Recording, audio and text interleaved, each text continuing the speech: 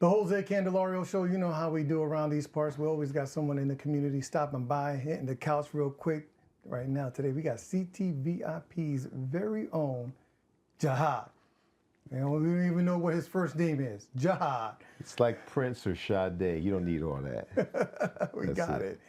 You know, people are always, why do people share the violence in our community more than they share their positivity? I mean, violence, I mean, you ask anyone who does marketing, you know, violence is, I guess, sexier or whatever. But I don't know, we just celebrate negativity, we celebrate drama, you know.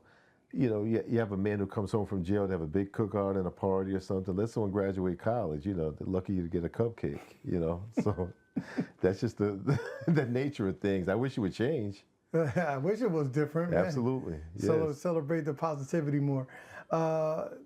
Recently in the news, the BET Awards lost the BET Awards. There's no BET Awards. There's no more celebration of even that part of our culture. Yeah, I heard that. I was always in LA for the Giffords Conference right when they had the BET Awards. And I was looking forward to trying to get there one year. But yeah, I heard they canceled it. That's bad. That's bad, right? Yeah. We're talking about not being able to celebrate the positivity in our culture. But absolutely. Recently there was a shooting downtown at the carnival. Yes. It's pretty sad. Yes. But I heard it wasn't shooting. I heard that it was fireworks. So Okay. it actually lit off fireworks. But still, just the nature of things, you know, just to disrupt, you know, something positive, you know, when you want to drop your child. It's a carnival. You know, you want to drop your child off and, you know, to have some independence, to get them off the porch, to allow them to go downtown and have some independence in a so-called safe area right across from City Hall.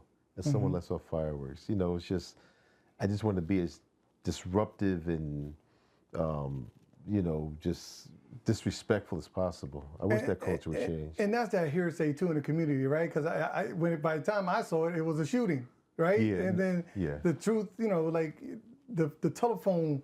Now you play telephone when you're little. Yeah. By the time you know someone got shot, lost a leg, and was in the hospital, and makes for a better story than just this fireworks, right? Fireworks with a bunch of kids just being kids. That's right. Because that's all it really was. That's right. A bunch of kids being kids. That's right. And you know, when you're in summer, you got nothing else to do. What you gonna do? That's right. You're a car enthusiast. Oh yeah. I saw you working on your latest project. Yeah, some of those cars. So my first car was a '57 Chevy. My dad, he used to race and he liked old school muscle cars, and I had that passion. I was 12 years old, and we saw a car on TV, and I said, "Dad, I like it." He says, "All right, if you want one, I'll get it for you. You got to work for it." And I think we purchased it for $200 or $300. '57 Chevy. We changed the color. I had a little job. I was making $3.18 an hour since I was 12, 13 years old, working in my uncle's cleaning business, and purchased the car. So when I turned 16, he said, "Pick out your rims and pick out your stereo," and I still have the car. I just restored it a few years ago, back better than new. Better than you? Better than new. Okay. If you knew then what you know now. Well, I kept it. I always kept it, but again, the rims, I changed the rims up, and the stereo. It looks like it's an old vintage stereo, but it has Bluetooth and everything in there. Yeah. Technology's come a long way. Yeah. So I like to work on cars. So I have a collection. I have about 11 cars. I just don't sell them. So you got a 57? 57 Chevy, 49 Chevy, 69 Mustang Mach 1, 65 Impala convertible, 95 Impala SS. What else? I got a 65 Mercury that I got from my godfather, Willie C., the barber. Mm-hmm. I didn't really like the car, but, you know, he was sick. I wanted to fix the car up, you know, in his honor, and, you know, we take a ride in it, but, you know, he passed away before I was able to finish it. And in the car that I'm working on now, I got a '70 Cadillac. My dad was always a Lincoln man, but the Cadillac came up. A good friend of mine, it was sitting in his garage since 1986 when he went to college. And the car had been sitting there for years. He said, "Jahad, I'm not going to do anything with it. Just take it and do something with it." And I did post on Facebook maybe about a week or so ago. We got the car started. The same plugs, same wires, everything. We got the car started. So big ups to my mechanic. Cars are not cheap. I mean, this is not a cheap hobby. No. Has the market fluctuated over time? Do you find it was more affordable at one time versus now? Well, old school cars, they kept their value for the most part. So I have 2 newer cars. I got well, we say newer, I drive a Mazda. That's my beater car, and I have a Lexus that, I drive on the highway or when I dress up, But everything else is vintage old school cars. That's my thing. Well, what are the more expensive pieces to find or the harder pieces to find? Is it the cabling, the spark plugs? The brake lines you can recreate. There's certain things that you can recreate, but there's certain things that's gone. The small things like the dashboard, the instruments in the dashboard and things like that. Those are pretty difficult. Bumpers are pretty much okay. But that's mostly it. The 1950s, they put so much chrome, and every year they changed the cars, so there wasn't like it was the same car for like 5 years. Every year they changed the car. GM did that every single year. 55 Chevy was square, the 56 more curved, the tail fin on the 57. So, it is difficult to find parts for those cars. We're talking about the tail lights. That's right. About the nuances. What makes it a car? Right. There's people who are traditionalists that want to keep it original, OG, and then there's people that change it up and customize it and That's right. cut it up and put it back together. That's right. Do you prefer one over the other? Or do you poo-hoo the? I like to keep it vintage. However, they got those new motors and everything that GM, and GM, and not only GM, but also Chrysler. Those crate motors are a monster. So get to save money on gas, because I can imagine that 70 Cadillac's probably going to get about 7 miles a gallon. It's going to put out probably about 375 horses, when you can get a car with more horsepower, probably get about 15, 16 miles per gallon. But I like to keep it vintage. I like the vintage look. Okay, all right. Yeah. You ever been to Cuba? I did go to Cuba. So you've been to Havana. I spent days just sitting there, just watching the cars go by. Did you know that those were all Chinese truck engines in there?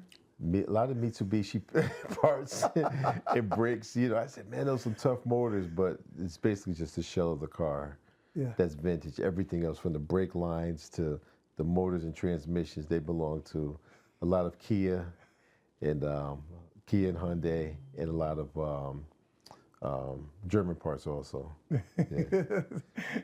It's one of those things that you really don't know unless you know. That's right. Especially when you're a car enthusiast. That's right. Because you can have a shell. We call those sleeper cars now, where you can have a look like an '85 Sierra, but underneath the hood is, That's right. a 2017. That's right. That's right. Yeah. Are you amazed at the creativity now that people put into the cars? I really like that. I really like the creativity. They don't do it as much here. Well, I'll just say this. In the black culture, they don't do it as much here like they do down south.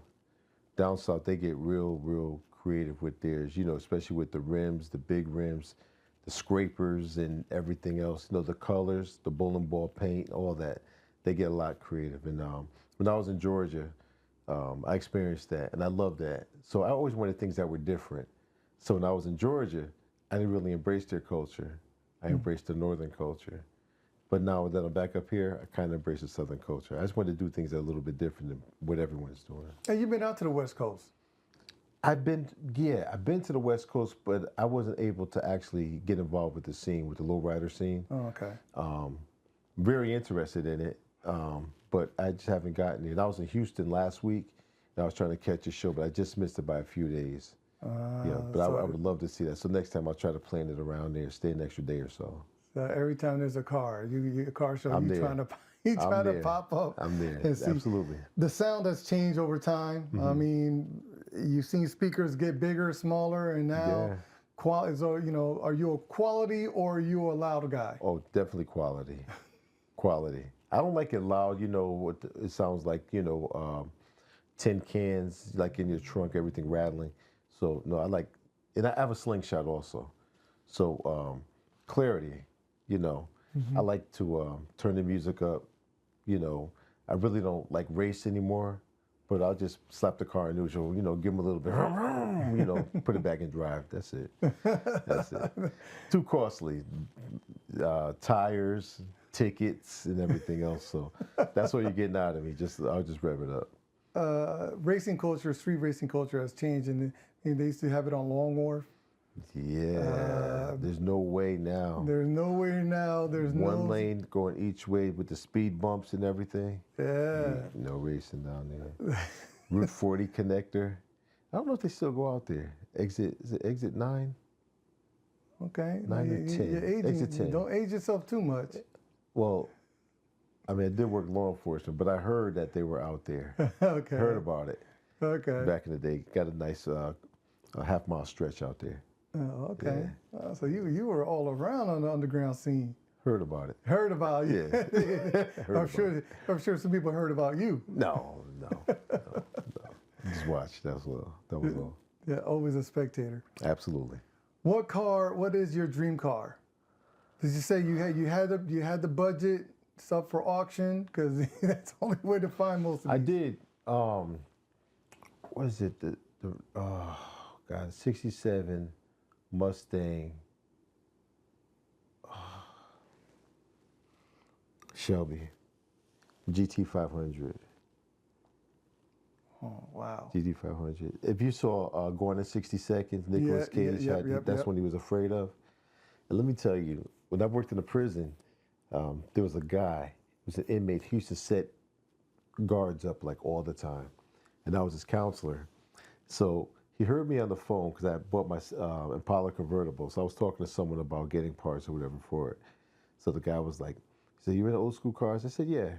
Now the guy was doing 125 years for like 3 murders or something in Bridgeport back in the 70s. Could have been the 80s. But anyway, this is like into the 90s when I was his counselor up in Cheshire. So he says, "I got a 67 GT500 Shelby. It's riding on the docks in Bridgeport." He says, "Go check it out. If you want it, make my wife an offer. I'll stay out of it." I said, "Really?" He said, "Yeah." I'm like, "Nah." So I took a drive down there by the docks. I didn't see the car. And then he asked me again. He said, "Did you see the car?" I was like, "Nah, I'm not interested." He's like, "Oh, okay." So fast forward 5 years. I'm working in adult probation now. I have to go down to Bridgeport for something, and then I get a parking ticket. I throw it in the glove compartment because it's a state car. My boss comes to me. He said, "Did you get a parking ticket in Bridgeport?" You know, I said, "Yeah." He says, "All right, either you got to pay for it, which is tripled, or you can go down there to the police and ask them, you know, if they'll relieve you of the ticket."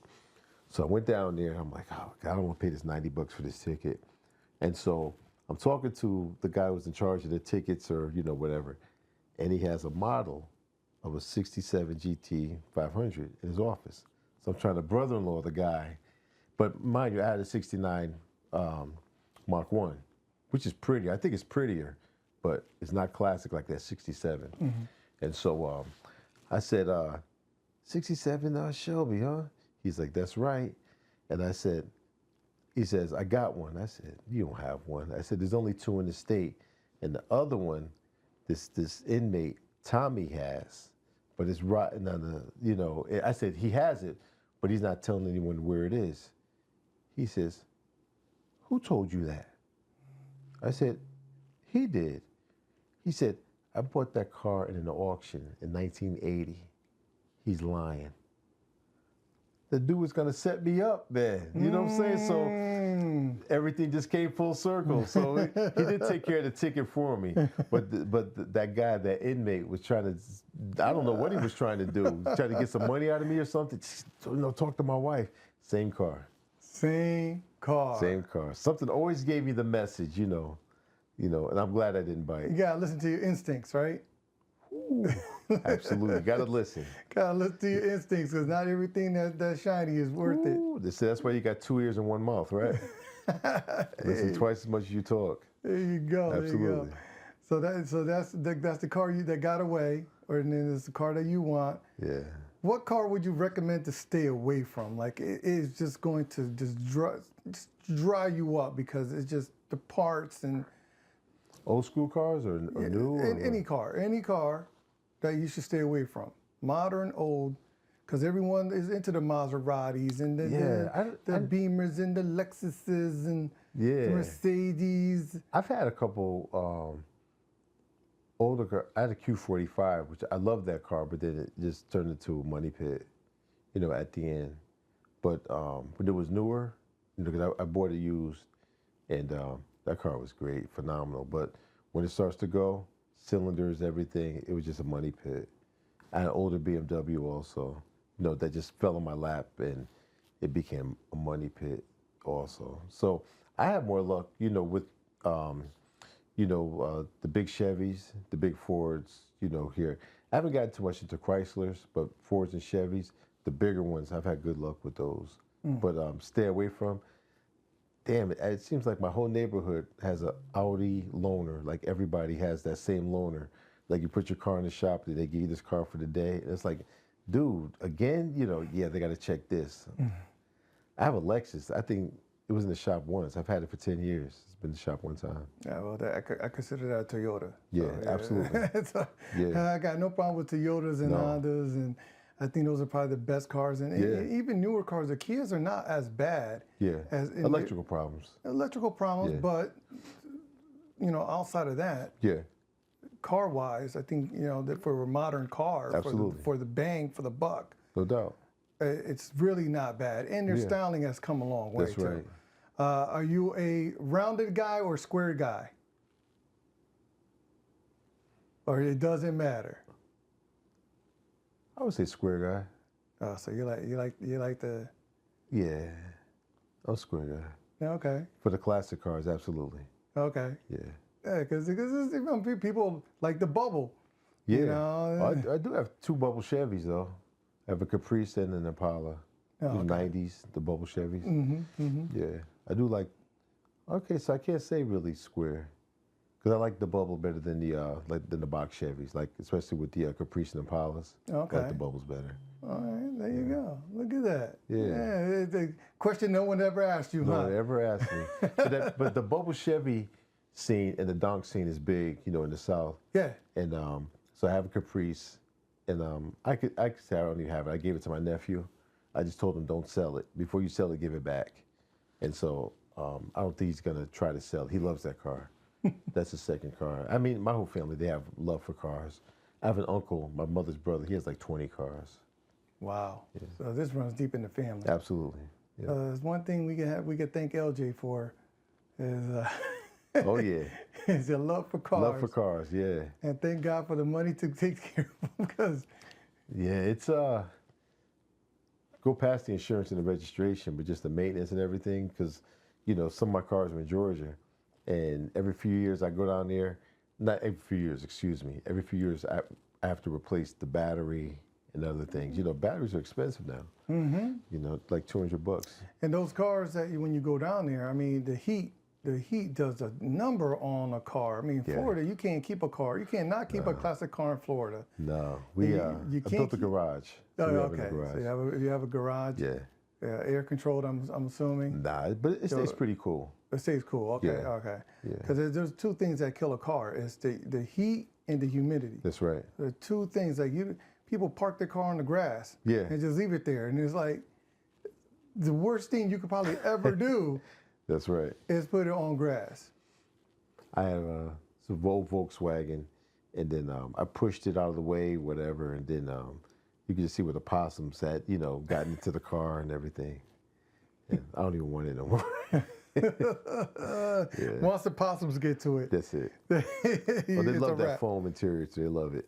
It's a wrap. They built nests in there, Well, it's always a pleasure chatting it up with you. Thank you for coming by. Absolutely. Do a little car talk. I can do this all day. Love the cars. Love the cars. Yes, sir. All right, you already know where to find CTVIP. Is on Munster Street over there. If you got a youth or someone that needs someone to talk to, reach out. The website is www.ctintervention.org. Very good. Yes. Reach out to him if you need to talk to someone. You already know he's a pillar in our community.